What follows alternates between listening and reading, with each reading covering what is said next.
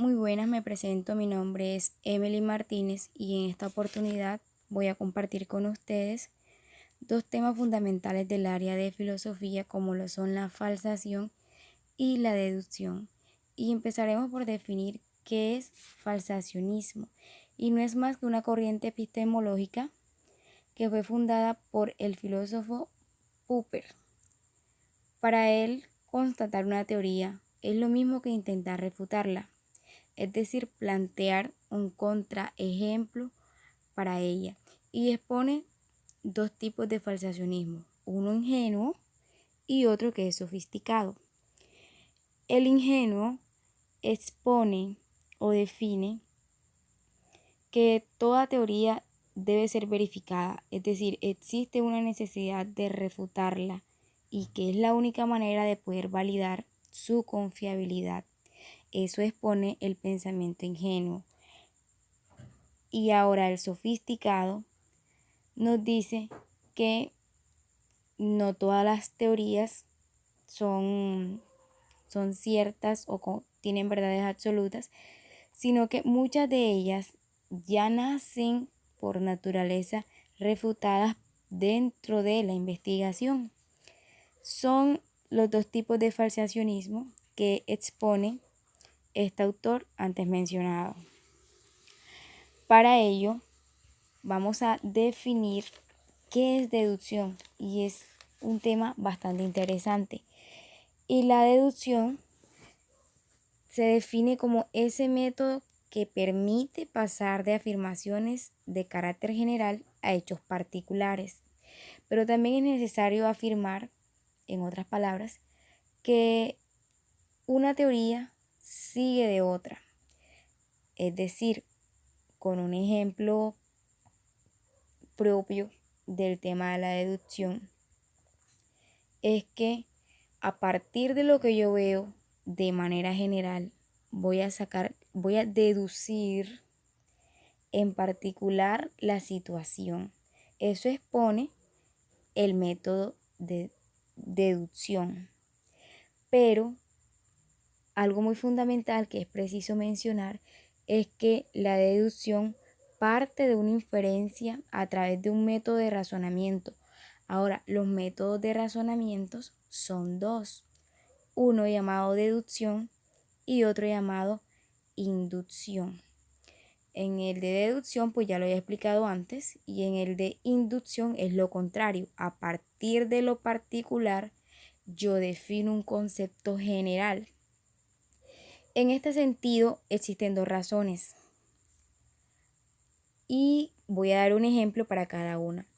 En la razón inductiva, por ejemplo, yo veo un cuervo y me doy cuenta que ese cuervo o que ese animal es negro.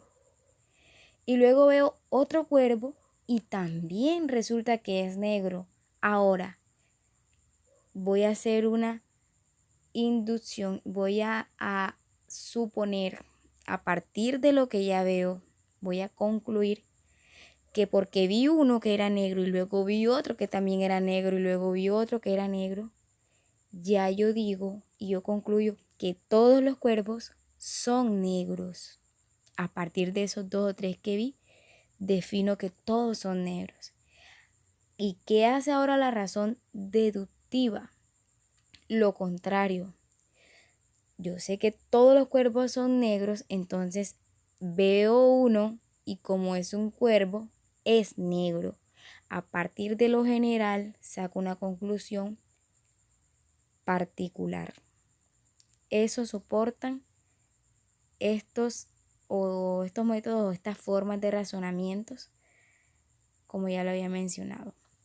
Ahora hablaremos un poco sobre el hipotético deductivo. Es un método, sí, quizás ya la palabra deductiva les hemos explicado ya varias veces, pero ahora unida a un término hipotético que proviene de la palabra hipótesis. En este sentido se define como un proceso deductivo que tiene que tomarse en cuenta la forma como se definen los conceptos y se realizan varias etapas. Para ello, el método hipotético deductivo se define también como ese camino que el investigador determina o toma para hacer de su práctica científica. ¿Cómo así? Él toma la iniciativa, toma la decisión de elegir este método porque ciertamente es el que le va a comprobar que su investigación o con lo que se está estudiando sea una práctica científica. Mencionamos que se presentan unas etapas en este método y son las siguientes. La número 1 es la observación. La número 2 se plantea la hipótesis. La número 3, ¿qué es una hipótesis? Para antes de continuar, hacer la definición y la aclaración. Una hipótesis es una posible afirmación, es decir, no es absoluta, no es segura, no es definida. Es algo posible que yo puedo concluir a partir de lo que ya he observado. Por eso se realizan unos pasos, unas etapas donde uno tiene coherencia con el otro. Observé, ahora planteo una posible hipótesis, una posible situación. Luego hago un proceso deductivo, deduzco.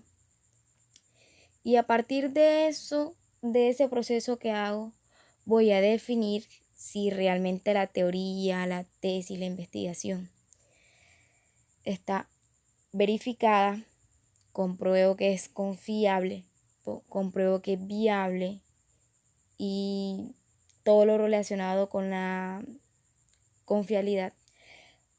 O por el contrario, la refuto.